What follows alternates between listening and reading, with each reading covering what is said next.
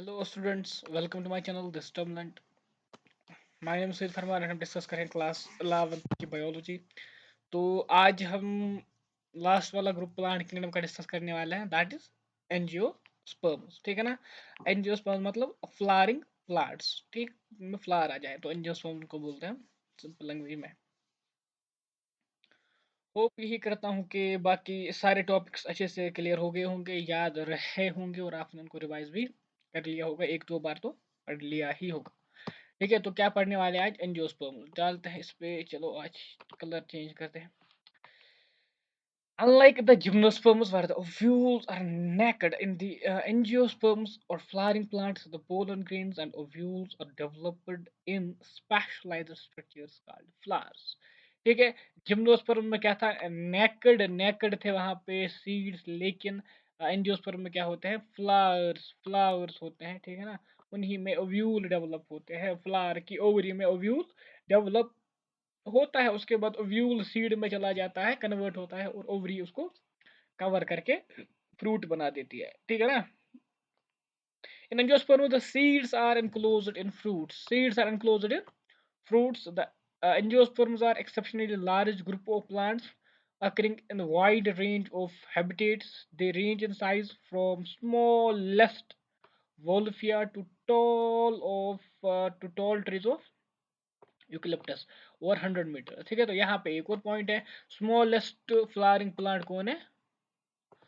Wolffia. ठीक है ना, वोल्फिया स्मॉलेस्ट फ्लावरिंग प्लांट है, वोल्फिया। ठीक, तो आप चाहें तो यूट्यूब पे भी देख सकते हैं इसको और गूगल में भी सर्च कर सकते हैं, अच्छा रहेगा देखने के लिए, या यूकलिप्टस को भी देख सकते हैं।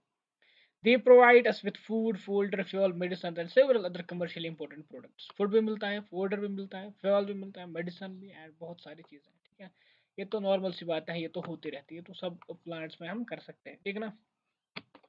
तो अब तो अभी तो आप, अगर आपको कोई प्लांट दिया जाए, बोला जाए कि ये अलगी है, ब्रायोफाइट है, टेरिडोफाइट है, जिम्नोस्पर्म है, एंजियोस्पर्म है, तो होप करता हूँ कि अभी आप पहचान सकते हैं कि हाँ, मुझे इसके कैरेक्टर्स बोलो, ये कैरेक्टर है इसमें, ये कैरेक्टर है, ये कैरेक्टर है, ये कैरेक्टर है, तो ये ग्रुप इस ग्रुप से बिलोंग करता है। ठीक है ना। तो इस बेसिस पे अभी आप इतनी नॉलेज तो अब आ गई है आपको कि आप प्लांट्स को डिफरेंशिएट कर सकते हो कि किस ग्रुप का है, किस ग्रुप का है। ठीक, ये आप घर में बैठ के भी कर सकते हो, रास्ते पे चलते चलते भी कर सकते हो, किसी प्लांट को देख के कर सकते हो कि हाँ ये इसमें आएगा, इसमें फ्लावर निकलते हैं, ये एंजियोस्पर्म है, नहीं नहीं इसमें नहीं निकलते, ये जिम्नोस्पर्म है। ठीक है ना। ये अच्छा, ये यहाँ पे है, उसको रिजॉर्ट से कुछ अच्छा, ठीक, तो या ब्रायोफाइट में होगा, टेरिडोफाइट में होगा, या यहाँ पे होगा। ठीक है, तो ऐसे कर सकते हो। ठीक, they are divide into two classes, dicotyledonae and the monocotyledons. ठीक है ना। डाइकोटिल्डन्स एंड मोनोकोटिलियंस को हम डिवाइड करते हैं एंजियोस्पर्म क्लास। जो एंजियोस्पर्म हमारा डिवीजन है उसको हम दो क्लास में डिवाइड करते हैं। ठीक है ना। किस किस में? डाइकोटिल्डन्स, मोनोकोटिल्डन्स। ठीक, सी फिगर 3.5। फिगर 3.5 हमें देखने को बोला गया है। देखते हैं पहले 3.5, ये कौन सी फिगर है? 3.5, हाँ ठीक है। डाइकोटिल्डन ये है, डाइकोटिल्डन ये है, मोनोकोटिल्डन। ठीक, चलो मैं बताता हूँ आपको डाइकोटिल्डन क्या होता है, मोनोकोटिल्डन क्या होता है। तो आपने देखा होगा, राजमा तो सभी ने खाई होगी ना। तो अगर आप उसको, उसका कवर जो उठाओगे तो अंदर से क्या निकलते हैं? अंदर से आपको निकलेंगे उसके दो, ठीक है ना, दो, लाइक दो हाल्व्स होते हैं उसके। या सपोज हम ग्राउंड नट तो खाते ही हैं सारे, उसकी जो, उसका जो होता है अंदर से, जो हम उसको कवर उठाते हैं तो अंदर से दो निकलते हैं ना, वो दो हो जाते हैं, दो टुकड़े हो जाते हैं उसके, इक्वल दो पार्ट्स में डिवाइड होता है। ठीक, वो एक्चुअली होते हैं कोटिल्डन, उनको हम बोलते हैं कोटिल्डन्स। क्या बोलते हैं हम? कोटिल्डन्स। अगर आप, मैं आपको मेज का सीड दूं, ये लो मेज है, ठीक, तो मेज में आप नहीं कर सकते ऐसे, दो नहीं निकलेंगे। मेज में एक ही कोटिल्डन होता है, लेकिन ग्राम में या सपोज दाल में दो होते हैं। ठीक, तो जिसमें दो होते हैं उसको बोलते हैं डाइकोटिल्डन, जिसको एक होता है उसको बोलते हैं मोनोकोटिल्डन। आगे जाके आप देखो कि डाइकोटिल्डन वाली की जो वेरिएशन होती है, रेटिकुलेट होती है, उस बेस पे हम बोलते हैं कि हाँ ये डाइकोटिलेट है। उनकी जो है पैरेलल वेरिएशन होती है, या और सारे फीचर्स, बहुत सारे फीचर्स है, fibrous root, tap root etcetera. आगे जाके हम पढ़ने वाले हैं नेक्स्ट एक दो चैप्टर में, आई थिंक वो आ जाएगा। अभी के लिए आपको यहाँ क्या रखना है कि हमने जो फाइलम था एंजियोस्पर्म्स, उसको हमने दो क्लासेस में डिवाइड किया। कौन कौन? डाइकोटिल्डन्स, मोनोकोटिल्डन्स। वो क्या होते हैं? कोटिल्डन में फूड को रिजर्व रखा गया जाता है एम्ब्रियो की डेवलपमेंट के लिए। ठीक है ना। तो अगर एक ही कोटिल्डन है तो मोनोकोटिल्डन, अगर दो कोटिल्डन तो डाइकोटिल्डन, ठीक है, तो सिंपल है, बाकी इसमें कुछ नहीं है नया। The dicotyledons are characterised by seed having two cotyledons, ठीक है ना, इसमें क्या होते हैं, दो कोटिल्डन होते हैं। Reticulate venations in leaves, reticulate venation होती है, एंड टेट्रामेरस और pentamerous flowers that is having 4 और 5 मेंबर्स इन ईच फ्लावर वल्स, ठीक है ना। देखो इस पे मैं जाता हूँ और मैं यहाँ पे साइज थोड़ा छोटा करता हूँ इसके लिए। आपने लिखा लीफ जो होता है ना, लीफ का आउटलुक मैं ऐसे डालता हूँ, ठीक है, आपके लिए थोड़ी आउटलाइन में लीफ की डालता हूँ। ये मान लो आप, ये लीफ है, ठीक है। तो इसमें आपने देखा होगा ऐसे एक ये मैं अलग कलर से बनाता हूँ, इस वाले कलर से, ताकि ये दिख जाए। देखो आपने देखा होगा बीच में ऐसे एक मिड रिप चलती है, ठीक है। फिर ऐसे निकलते हैं मिड, इसके लिए यहाँ से निकलते हैं ऐसे, ठीक है। कुछ समझाने वाला हूँ मैं, क्या होता है ये रेटिकुलेट क्या होता है, पैरेलल क्या होता है, जो लिखा है रेटिकुलेट वेनेशन ये क्या होता है, ठीक है। देखो ऐसे होता है ना, फिर हम देखोगे ऐसे नेटवर्क बन जाता होता है, ऐसे नेटवर्क बना होता है। अब उसको अगर आप उसको क्लोजली करोगे, ऑब्जर्व करोगे, तो आपको दिखेगा कि ऐसा कुछ नेटवर्क ऑफ वेन्स है वहां पे, ठीक है ना, ऐसे कुछ नेटवर्क है, मतलब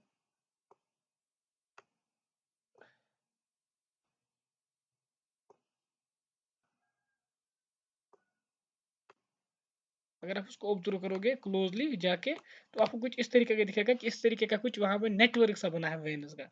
इस वाली जो ये वाली होती है ना, इसको हम बोलते हैं रेटिकुलेट, क्या बोलते हैं, इस वाली वेनेशन को हम बोलते हैं रेटिकुलेट, क्या बोलते हैं, रेटिकुलेट, ठीक। अब आ जाते हैं दूसरे पे, सपोज आपके पास लीफ है, ऐसा एक लीफ है, मेज का लीफ मानते हैं हम, ठीक। ऐसा होता है, लंबा होता है ना, ठीक है, ऐसा, ऐसा, ठीक है, ऐसा इसको कर देते हैं, ज्यादा नहीं करेंगे, ठीक है, ऐसा यहाँ पे मान लो बंद है। और इसमें फिर वेनिएशन आ जाती है, कैसी वेनिएशन होती है, इसमें होते हैं ऐसे पैरेलल लाइंस होते हैं, क्या होते हैं, पैरेलल लाइंस, यहाँ से निकलती है दूसरी लाइन, वो भी पैरेलल होती है। सॉरी ये बाहर चला गया, ठीक है ना, तो खुद ही समझना है इसको, ऐसे पैरेलल होता है।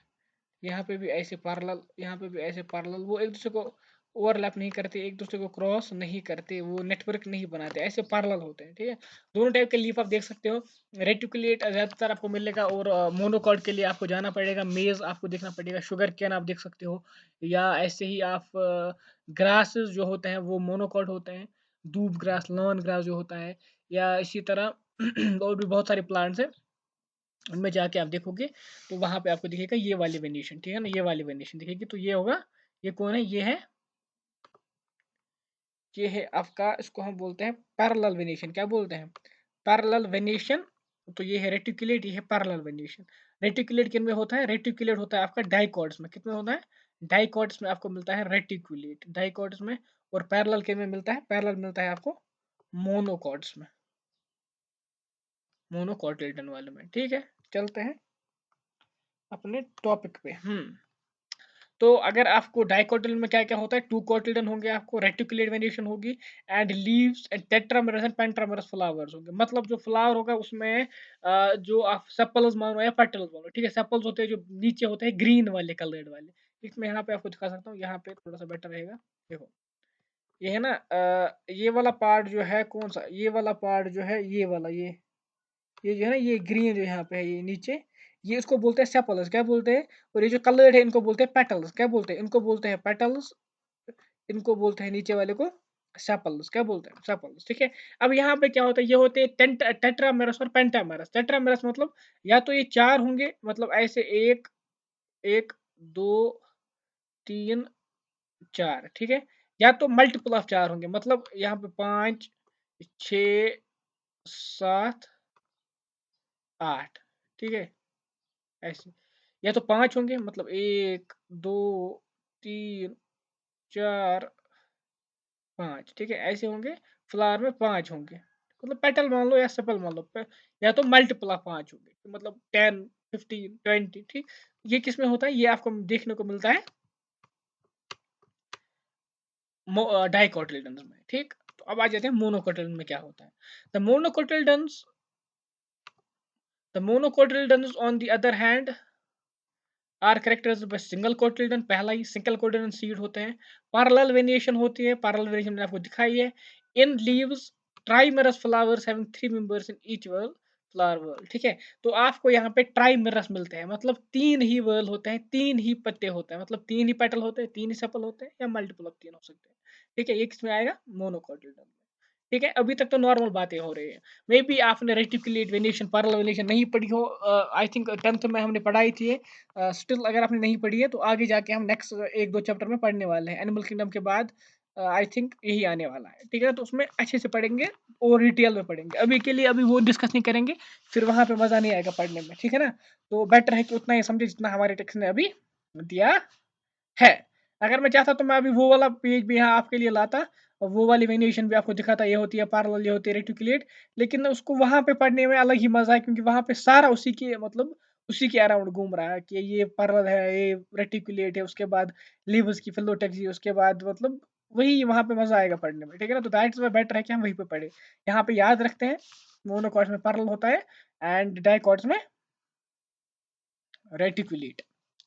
और आप ऑब्जर्व करेंगे खुद जाके, लीव्स को देखेंगे। अगर आप 11th क्लास के हैं तो आपको लीव्स को देखना है, जहां बाहर जाके आप देखोगे कि उसका लीफ एक, इसका एक लीफ, दोनों का एक एक लीफ लोगे और उसको ऑब्जर्व करोगे। और अगर नीट के लिए है तो फिर तो पता ही होगा ये क्या होता है। ठीक है, चलते हैं आगे। The male sex organ in flower is the stamen. Male sex organ flower में कौन होता है, उसको क्या बोलते हैं नाम? उसको बोलते हैं नाम स्टामेन। क्या बोलते हैं? स्टामेन। जो मेल सेक्स ऑर्गन होता है उसका बोलते हैं नाम स्टामेन। देखो क्या होता है, फ्लावर ऐसे कुछ होता है। देखो फ्लावर होता है कुछ ऐसे, मतलब ये मान लो आप, ये पेटल है, ठीक है, ये पेटल है, ये ऐसे सेपल है। ये मैं थोड़ा सा आपको बना रहा हूँ डाइसेक्शन करके। हमने फ्लावर को ऐसे काटा है, ठीक है। ये होता है स्टाक फ्लावर का। अब रिसेप्टेकल, उसके बाद स्टाक, मान लो ये स्टाक है। ठीक हो गया। यहाँ पे आपको निकलेंगे, यहाँ पे ऐसे निकलते हैं, फिर यहाँ पे ऐसे 9 ब्लैक स्ट्रक्चर होते हैं। यहाँ पे निकलता है दूसरा, फिर ऐसे यहाँ पे 9 ब्लैक स्ट्रक्चर होता है। कलर चेंज करके यहाँ पे निकलती है ओवरी। क्या निकलती है? ओवरी। मतलब यहाँ पे बड़ी होती है, फिर ऐसे चली जाती है ऐसे।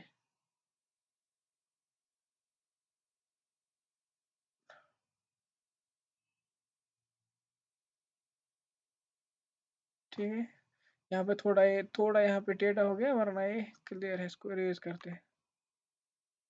अबे यार,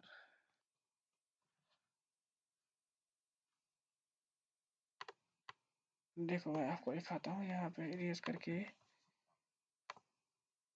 हम्म,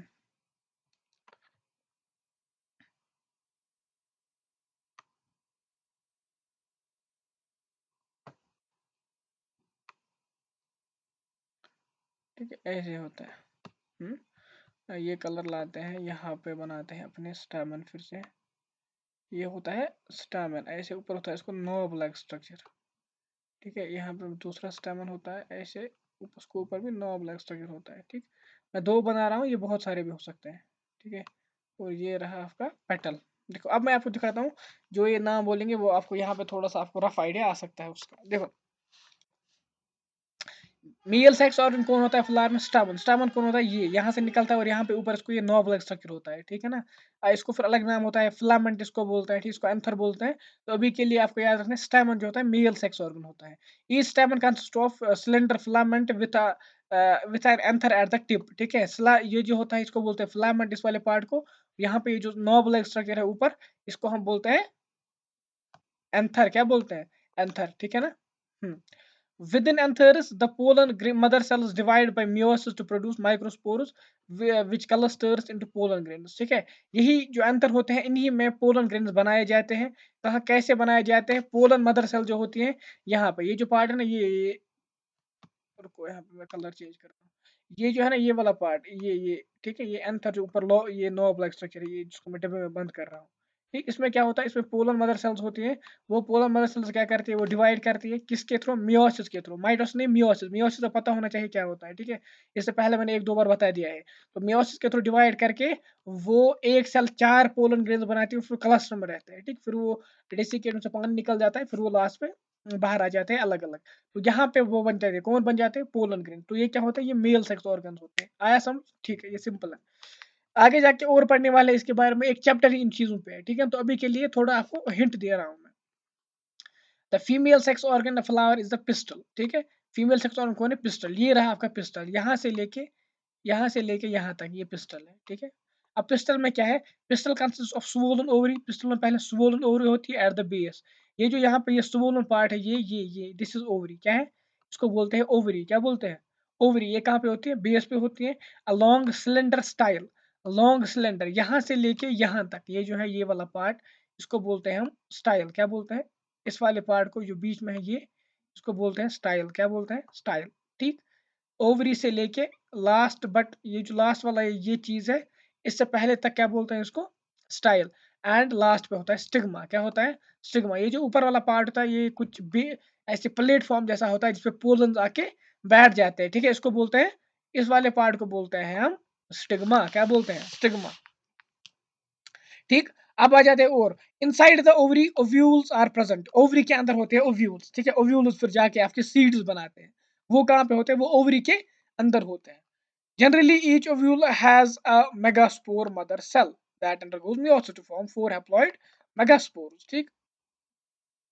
ठीक है, देखो अब ये जो यहाँ पे ओव्यूल होते हैं ओवरी में, हर एक ओव्यूल में क्या होती है? एक मदर सेल होती है, ठीक है। मतलब एक सेल होती है जो डिवाइड करती है और फीमेल गेमेट बनाती है। क्या बनाती है? Female gamete. Female gamete, three of them, चार फीमेल गेमेट बनेगी एक से। तो नॉर्मल सी बात है कि एक सेल अगर डिवाइड करेगी मियोसिस के थ्रू, कितनी सेल्स बनती है? चार सेल्स बनती है। इससे पहले भी हमने डिस्कस किया है, चार सेल्स बनती है। चार में से क्या होता है? तीन डिजेनरेट होती है, ठीक है। वन डिवाइड करती है टू फॉर्म एम्ब्रियो, एक डिवाइड करके एम्ब्रियो बनाती है। अच्छा प्रोसेस एक मैं आपको अभी बताता हूँ कैसे करते हैं। हम अभी दूसरे पेज पे जाएंगे, वहां पे आपको एग्जांपल के साथ में दिखाऊंगा। तो अभी के लिए आप पढ़ो क्या करते हैं। वहां पे तीन डिजेनरेट करते हैं, ठीक है। एक जो बचती है वो डिवाइड करती है, वो न्यूक्लियस उसके डिवाइड करते हैं, ठीक है। वो क्या करती है? वो एम्ब्रियो सैक बनाती है। क्या बनाते हैं? Embryo sac. Embryo sac. Each embryo sac has three celled egg apparatus, ठीक है। हर एक एम्ब्रियो सैक में क्या होता है? थ्री सेल्ड एग apparatus होता है, ठीक है। उसमें क्या होती है? वन एक्सेल होती है, दो सिनर्जिड्स होते हैं। क्या होते हैं? वन एक्सेल, दो synergids, three antipodal cells and two polar nuclei, ठीक है। टू पोलर न्यूक्लियाई, ठीक है। मैं बताता हूँ ये क्या है, मे भी आपको लगेगा ये क्या बातें हो रही है। देखो मैं आपको समझाता हूँ क्या है ये।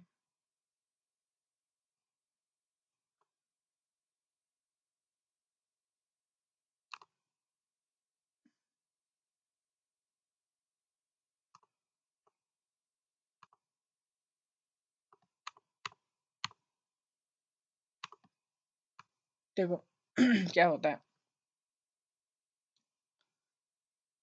देखो यहाँ पे मैं दिखा रहा हूँ आपको। ये आपको पता है ये क्या है? थोड़ा सा इसको नीचे लाते हैं फिर से। ये तो पता है आपको ये क्या है? ये एंथर है ना, ठीक है। एंथर का स्ट्रक्चर यहाँ पे बना है। ये क्या है? ये स्टिग्मा है, ठीक है। स्टिग्मा किसके ऊपर होता है? यहाँ पे ओवरी है, ये स्टाइल है, ये स्टिग्मा है। ओवरी में क्या है? ओव्यूल है, ठीक है। ओव्यूल यहाँ पे देखो, यहाँ पे क्या है? ये है मेगास्पोर मदर सेल। क्या है? Megaspore mother cell. Megaspore mother cell ने क्या किया? देखो मेगास्पोर मदर सेल ने क्या किया? इसने डिवाइड करके चार सेल्स बनाई। क्या बनाई? जैसे यहाँ पे देखो, जैसे यहाँ पे क्या है? माइक्रोस्पोरेंजियम है, यहाँ पे माइक्रोस्पोर मदर सेल है। यहाँ पे मदर सेल है जिसने चार डिवाइड करके चार क्या बनाए? माइक्रोस्पोर। माइक्रोस्पोर के बाद उसमें क्या आ गया? पोलन ग्रेन बन गया। पोलन ग्रेन में आ गए दो न्यूक्लियस, ठीक है। देखो इसी तरह यहाँ पे हो गया, ये डिवाइड करती है, ये सेल डिवाइड करती है, कौन सी? मदर सेल डिवाइड करती है, मेगास्पोर मदर सेल। ये बनाती है चार सेल्स। क्या बनाती है? चार सेल्स, एक, दो, तीन, चार, ठीक है। जैसे यहाँ पे होता है वैसे यहाँ पे भी होता है, जैसे यहाँ पे होता है वैसे यहाँ पे भी होता है। चार सेल्स बनाते हैं, चार में से क्या होता है? ये डिजेनरेट हो जाती है, ये भी खत्म हो जाती है, ये भी खत्म हो जाती है, तो बचती है एक सेल, ठीक है। ये एक सेल क्या करती है? इसमें क्या होता है? इसमें हैप्लॉइड न्यूक्लियस होता है। वो हैप्लॉइड न्यूक्लियस तीन मेयोटिक डिवीजन करता है, ठीक है। देखो ये जो सेल है ना, ऐसे मान लेते हैं, इसको बड़ा करते हैं, ठीक है। इसमें क्या है? इसमें एक हैप्लॉइड न्यूक्लियस है, मतलब इसमें एक हैप्लॉइड न्यूक्लियस है, यहाँ पे एक न्यूक्लियस है इसमें, ठीक है। ये तीन बार ये न्यूक्लियस डिवाइड करता है। देखो जो पहली बार जब डिवाइड करेगा तो क्या होगा? पहली बार डिवाइड करने से यहाँ पे दो न्यूक्लियस बन जाएंगे, ठीक है, दो बन जाएंगे। अब दूसरी बार डिवाइड करेगी, सिर्फ न्यूक्लियस डिवाइड करते हैं, ठीक है। सेल ऐसी ही रहती है, अंदर न्यूक्लियस डिवाइड करते जाते हैं, तीन मियोटिक डिवीजन होते हैं, ठीक है। सॉरी, तीन माइटोटिक डिवीजन होते हैं, तीन बार माइटोसिस होती है, यहाँ मियोसिस नहीं होती। मतलब हैप्लॉइड न्यूक्लियस माइटोसिस करके हैप्लॉइड न्यूक्लियस बनाता है, ठीक। तो लेकिन हैप्लॉइड होता है, ठीक है। तो कितने हो गए? अब ये करेगा, अब ये सेल जो है डिवाइड करेगी तो यहाँ पे और एक सेल बनेगी सेकंड माइटोटिक डिवीजन में। ये सेल में डिवाइड करेगी तो और एक बनेगी। कितने हो गए? 4 हो गए। ठीक। अब क्या होता है, अब ये क्या काम करते हैं, देखो अब ये चले जाते हैं साइड में, ठीक है? देखो यहाँ पे हमारे अ, अब ये 4 है, ये करे सो अब देखो मैं आपको सिंपल वे में समझाता हूँ, तो उसको जाने को छोड़ देते हैं। अब ये 4 है, ठीक है? 4 को आप काम करवाओ, इन सबको डिवाइड करो तो कितनी बनेंगी? 8 बनेंगी, ठीक है? ये रहा 1, 2,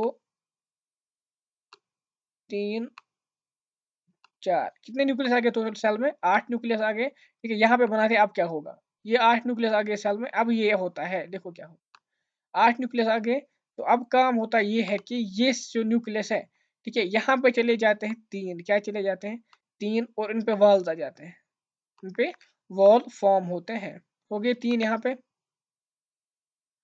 यहाँ पे लगा लो 3, 4, 5, 6, ठीक है? 4, 5, 6, बीच में कितने बचे? 2, इनको बोलते हैं पोलर न्यूक्लियस। देखो अब समझो यहाँ पे, अब ये जो 8 न्यूक्लियस थे, ठीक है? इसमें एक सेल ने 3 माइटोटिक डिवीजन करके 8 न्यूक्लियस बनाए। एक न्यूक्लियस ने जो इस सेल में था, सेल ऐसे ही रही, जो डिजेनरेट नहीं हुई, ठीक? बाकी 3 डिजेनरेट हुए, उनको नहीं पढ़ना है, वो खत्म हो गई। ठीक है? अब यहाँ पे देखो क्या हुआ, ये ऐसे अलाइन करते हैं खुद को, यहाँ पे 3 जाते हैं, इनके ऊपर सेल वॉल्स आते हैं, इनको 2 को बोलते हैं हम सिनर्जिड्स, एक को बोलते हैं एक्सेल। क्या बोलते हैं? इस टोटल पार्ट को, यहाँ पे ये जो पार्ट होता है इसको बोलते हैं एग apparatus। क्या बोलते हैं? Egg apparatus। ये जो 3 है इनको बोलते हैं एंटीपोडल्स। क्या बोलते हैं? एंटीपोडल्स। एंटीपोडल सेल्स, ठीक रादर। और ये जो बीच में इनको बोलते हैं पोलर न्यूक्लियाई। क्या बोलते हैं? Polar nuclei. ठीक? आया समझ? कैसे ये अलाइन होता है? ये जो न्यूक्लियस है जिसमें 8 न्यूक्लियस है, ये ऐसे अलाइन करता है खुद को और ये बना देता है, ये यहाँ पे आपको दिखाया है। ये बना देता है ये, ठीक? यहाँ पे ये एग apparatus है, ये 2 स्नेजिड है, ये एक्सेल है, पोलर न्यूक्लियर है, और ये एंटीपोडल्स है, ठीक है? यहाँ पे जो पोलन ग्रेन आता है, पोलन ग्रेन में भी 2 न्यूक्लियस होते हैं, एक होता है वेजिटेटिव, एक होता है जनरेटिव। फिर वेजिटेटिव खत्म होता है, जनरेटिव 2 न्यूक्लियर में डिवाइड करता है, ठीक है? मतलब 2 माइटोटिक। यहाँ पे आपको सिंपल मान लो 2 मेल गेमेट आते हैं। कैसे डिवाइड करता है ये हम आगे जाके पढ़ने वाले हैं, क्या होता है, कैसे पोलन ग्रेन आ जाता है। अभी के लिए हमें याद रखना है कि पोलन ग्रेन में आपको निकलते हैं 2 गेमेट्स, मतलब 2 हैप्लॉइड न्यूक्लियस आ जाते हैं। क्या आते हैं? 2 हैप्लॉइड न्यूक्लियस। एक हैप्लॉइड न्यूक्लियस काम करता है, यहाँ पे इसके साथ फ्यूज होता है, किसके साथ? एग सेल के साथ। किसके साथ? एग एग apparatus के साथ नहीं, एग सेल के साथ। जो एग apparatus में एक एग सेल है, 2 सिनेरिड्स है, तो वहां पे जो एग सेल है ना, उसके साथ चला जाता है कौन? एक न्यूक्लियस, जो पोलन ग्रेन से आया। दूसरा चला जाता है यहाँ पे, कहाँ पे? सेंट्रल, जो ये 2 न्यूक्लियस होते हैं इनके पास, ठीक है? देखो, एक न्यूक्लियस यहाँ पे ऐसे चला जाता है, यहाँ पे इसमें, ठीक? यहाँ पे फ्यूज है। दूसरा जो है ये चला जाता है इसमें, यहाँ के इनके पास, ठीक है? तो ये यहाँ पे जाके ज़ाइगोट बनाता है, और ये यहाँ पे जाके पता है क्या बनाता है? उसको बोलते हैं एंडोस्पर्म। क्या बोलते हैं? एंडोस्पर्म, ठीक है? एंडोस्पर्म बनाती है ट्रिप्लॉइड एंडोस्पर्म। उसका क्या होता है? 3n। क्या होता है? 3n। 3n मतलब, एक तो पहले से यहाँ पे 2 न्यूक्लियस थे, ऊपर से 3 आ गए, ये फ्यूज़ होके बनाते हैं 3n न्यूक्लियस। ट्रिप्लॉइड एंडोस्पर्म बनाते हैं, ठीक? और यहाँ पे ये जो ज़ाइगोट बनाता है, ये एम्ब्रियो बन जाता है, एम्ब्रियो के बाद फिर आप जब उसको शो करते हो उस चीज़ को, तो यहाँ पे प्लांट निकलता है, ठीक है? आया समझ? क्या होता है ये आपने देख लिया, ठीक? चलते हैं, क्या लिखा है पढ़ते हैं। Polar nuclei eventually fuse polar nuclei eventually fuse to form a diploid secondary nucleus। ठीक है? पहले पोलर न्यूक्लियस 2 होते हैं, वो फ्यूज करके सेकेंडरी डिप्लॉइड न्यूक्लियस बनाते हैं, ठीक है? ऐसे याद रख सकते हो। Pollen grains after dispersal from the anther are carried by wind और various other agencies to the stigma of the pistil. अब पोलन ग्रेन्स को पिस्टल पे लाने के लिए बहुत सारी चीजें हो जाती है, या तो विंड की वजह से आ जाते हैं, या तो एनिमल्स की वजह से आ जाते हैं, या तो पानी की वजह से आ जाते हैं। बहुत सारे मीन्स है जो पॉलिनेशन करवाते हैं, ठीक है? पोलन ग्रेन का एंथर से निकल के स्टिग्मा पे आ जाना, इसको बोलते हैं पॉलिनेशन। क्या बोलते हैं? प्रोसेस को बोलते हैं पॉलिनेशन। पॉलिनेशन किस किस के थ्रू हो सकती है? Wind, insects, birds, water etcetera, सबके थ्रू हो सकती है। That is this is termed pollination. The pollen grains germinate on stigma.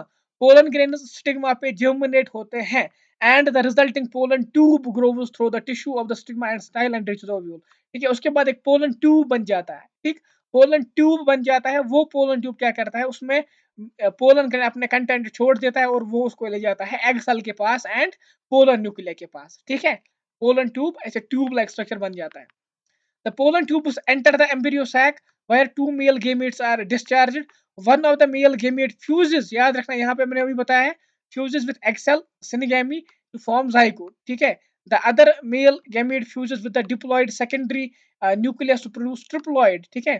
Triploid क्या, to form triploid primary endosperm nucleus, PEN, triploid primary endosperm nucleus, because of the occurrence of two fusions, क्योंकि यहाँ पे क्या होते हैं, दो fusion होते हैं, एक फ्यूजन जाइगोट बनाता है, दूसरा फ्यूजन PEN बनाता है, primary endosperm nucleus. Syngamy and triple fusion, देखो एक को बोलते हैं सिनिगेमी, दूसरे को बोलते हैं ट्रिपल फ्यूजन। क्या बोलते हैं, ट्रिपल फ्यूजन मतलब सेकेंडरी जो न्यूक्लियस था, जो वहां पे 2N था, ऊपर से एक और मेल गेमेट आ गया तो 3N बना, that way we call it triple fusion. क्या बोलते हैं, ट्रिपल फ्यूजन। सिनिगेमी या फर्टिलाइजेशन सेम टर्म है, अल्टरनेटली यूज होती है syngamy and fertilisation. This event is termed as double fertilisation, that is why इसको हम बोलते हैं डबल फर्टिलाइजेशन। क्या बोलते हैं, एंजियोस्पर्म की प्रॉपर्टी क्या है, डबल फर्टिलाइजेशन। डबल फर्टिलाइजेशन क्या होती है, एक तो एक मेल गेमीट का एग सेल के साथ फ्यूज होना, दूसरा एक मेल गेमीट का सेकेंडरी न्यूक्लियस के साथ फ्यूज होना, वी कॉल इट, उसको बोलते हैं सिनगेमी पहले वाले को, दूसरे वाले को बोलते हैं ट्रिपल फ्यूजन, एंड कलेक्टिवली हम बोलते हैं डबल फर्टिलाइजेशन। ठीक, डबल फर्टिलाइजेशन। डबल फर्टिलाइजेशन समझ में आ गया, ठीक है, सिंपल है, अच्छे से समझो क्या मैं बोल रहा हूँ, तो यही डबल फ्यूजन। ठीक है, an event unique to angiosperm, ये सिर्फ एंजियोस्पर्म में होता है। जैसे डबल सर्कुलेशन आप देखोगे कहाँ पे होता है, बर्ड्स में होता है, मैमल्स में होता है, इसी तरह यहाँ पे डबल फर्टिलाइजेशन भी किन में होती है, एंजियोस्पर्म में होती है। ठीक, क्लियर है। The zygote develops into an embryo with one or two cotyledons. अब zygote जो है ये डेवलप होगा किसमें, एम्ब्रियो में, या तो एक कोटल्डन होगा या तो दो कोटल्डन होंगे, and the PEN develops into endosperm which provides nourishment to developing embryo. PEN जो होता है ये एंडोस्पर्म में कन्वर्ट होता है, ठीक है, और वहां पे फिर ये एम्ब्रियो को क्या देता है, एम्ब्रियो को नरिशमेंट देता है। The synergids and antipodals degenerate after fertilisation, जो स्नर्जिड्स होते हैं और जो एंटीपोडल्स होते हैं, ठीक है, वो क्या करते हैं, वो डिजेनरेट हो जाते हैं, वो खत्म हो जाते हैं, ठीक है ना, खत्म हो जाते हैं। During these events the ovules develop into seeds and the ovaries develop into fruits. उसके बाद क्या होता है, ओव्यूल आपका डेवलप होता है सीड में, एंड ओवरीज डेवलप होते हैं फ्रूट में। ठीक है, नॉर्मल सी बात है, ओव्यूल सीड में चले जाते हैं, ओवरी खुद फ्रूट में चली जाती है, तो सीड्स कवर हो जाते हैं, किसकी वजह से, फ्रूट की वजह से। The life cycle of an angiosperm is shown in figure 3.6। Life cycle आपको फिगर 3.6 में दिखाया गया है, जो हमने पहले डिस्कस किया। क्रिस्टल क्लियर है, ठीक है, सिंपल है, समझ में आ जाना चाहिए, मतलब कोई रॉकेट साइंस तो भरा नहीं है इसमें, नॉर्मल सी बातें हैं, नॉर्मल सी चीजें हैं, सब पता होना चाहिए हमें, और आई थिंक हमने ट्राई भी की कि अच्छे से हो जाए। ठीक है, आ जाते हैं नेक्स्ट पेज पे, इसको बोलते हैं अल्टरनेशन ऑफ जनरेशन। अच्छा टॉपिक है alternation of generation, I will try to explain it briefly, because ये आपको खुद पढ़ना है, मैं आपको बताता हूँ कि लिखा क्या है इसमें। देखो अब मैं आपको बोलूँ ये किसका लाइफ साइकिल है, मुझे आप बोलो, आप पे ही रखते हैं, मुझे बोलो ये लाइफ साइकिल किसका होगा, मतलब क्या है इसमें, क्या खास चीज है, मैं कैसे जान सकता हूँ। इसमें मेजर पार्ट ऑफ जो उसका लाइफ साइकिल है वो हैप्लॉन्टिक है, गेमेटोफाइट है। ठीक है, मेजर जो उसका लाइफ साइकिल है, मतलब major part of life cycle, जो उसका लाइफ साइकिल होता है, ठीक है, उसका पीरियड कंटिन्यूअसली वैरी होता है, गेमेटोफाइट स्पोरोफाइट, गेमेटोफाइट स्पोरोफाइट, ज्यादा टाइम वो गेमेटोफाइट में बिताता है। ठीक है, ये जो पार्ट होता है ये स्पोरोफाइट होता है, कौन ये, सिनगैमी, जाइगोट, मियोसिस, फिर से हैप्लॉइड, हैप्लॉन्टिक गेमेटोफाइट होता है। मैं आपसे पूछ रहा हूँ, मुझे बोलो ये किसका लाइफ साइकिल है, किसका है, किस ग्रुप का लाइफ साइकिल है, क्या आप बोल सकते हैं, आप बोल सकते हैं। ठीक है, इस वाले लाइफ साइकिल को हम बोलते हैं हैप्लॉन्टिक, क्या बोलते हैं, इस वाले लाइफ साइकिल को हम बोलते हैं हैप्लॉन्टिक। देखो लाइफ साइकिल बहुत सारे ऑर्गन का, जैसे हमने ब्रायोफाइट्स का पढ़ा था, क्या होता था वहां पे, गेमेटोफाइट जो था वो हैप्लॉन्टिक था, फिर डिप्लॉन्टिक स्पोरोफाइट आ जाता था, फिर से हैप्लॉन्टिक गेमेटोफाइट आता था, उसको बोलते हैं अल्टरनेशन ऑफ जनरेशन। क्या बोलते हैं, जनरेशन चेंज होना, अल्टर होना, ठीक है, हैप्लॉइड से डिप्लॉइड, डिप्लॉइड से हैप्लॉइड, हैप्लॉइड से डिप्लॉइड, इसको बोलते हैं अल्टरनेशन ऑफ जनरेशन। तो ये जो है ना, ये यहाँ पे हैप्लॉन्टिक सबसे ज्यादा होता है, इसको बोलते हैं हैप्लॉन्टिक लाइफ साइकिल। क्या बोलते हैं, हैप्लॉन्टिक लाइफ साइकिल। देखो यहाँ पे पढ़ते हैं, sporophytic generation is represented only by one cellular zygote.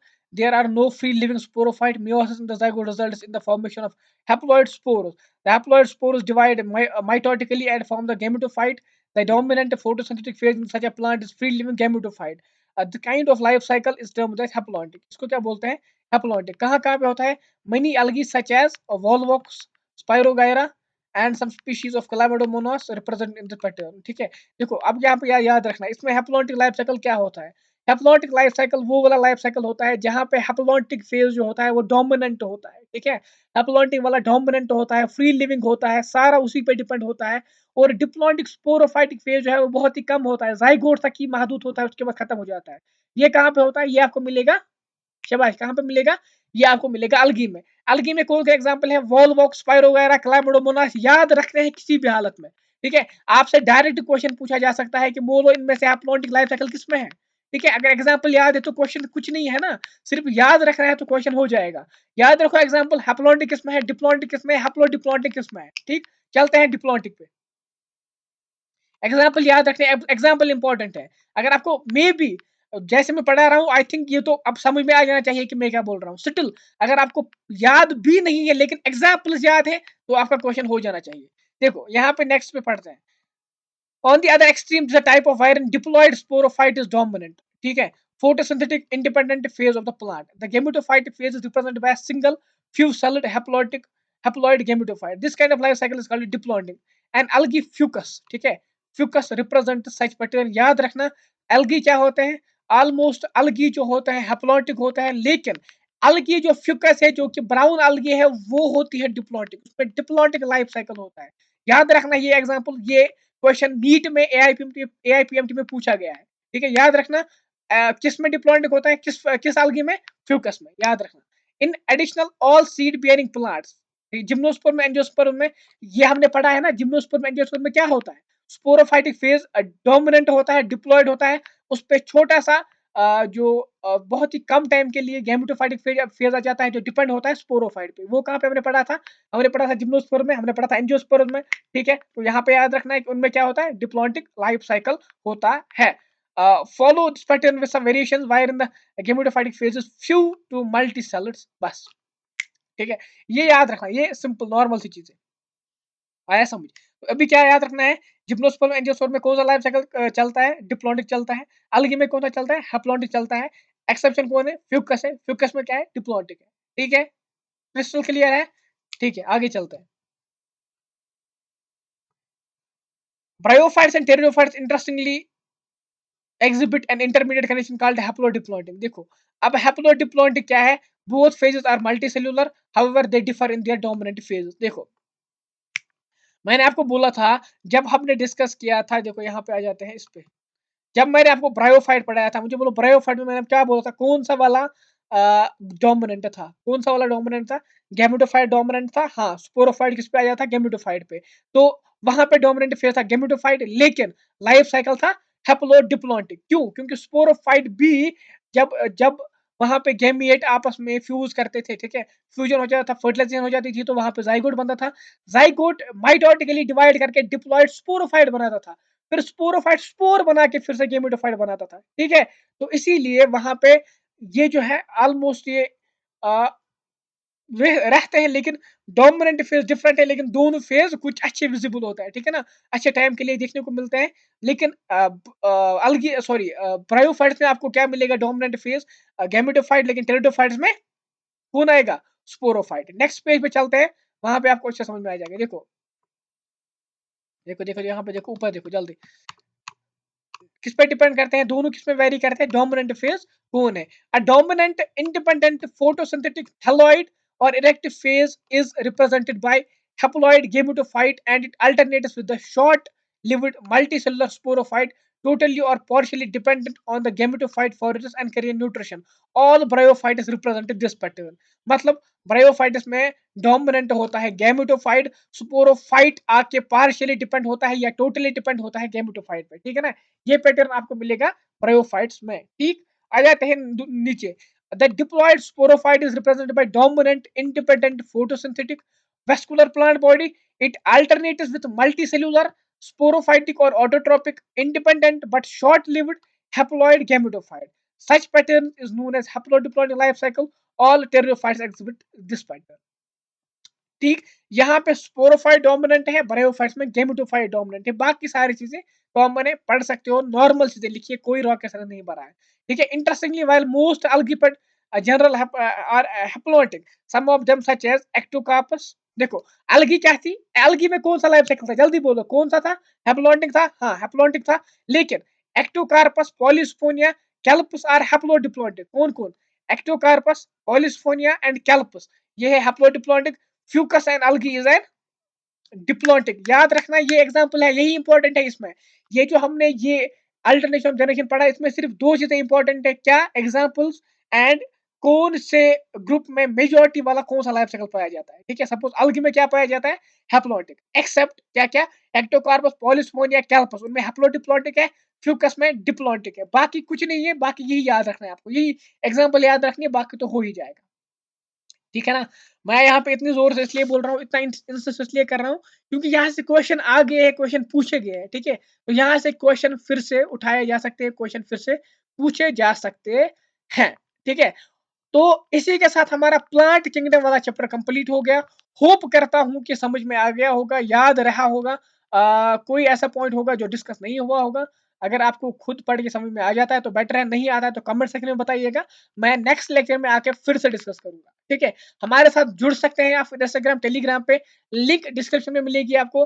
बाकी अभी वीडियो को शेयर करना है अपने फ्रेंड्स के साथ, चैनल को सब्सक्राइब करके जाना है। बाकी thanks for watching, thanks a lot.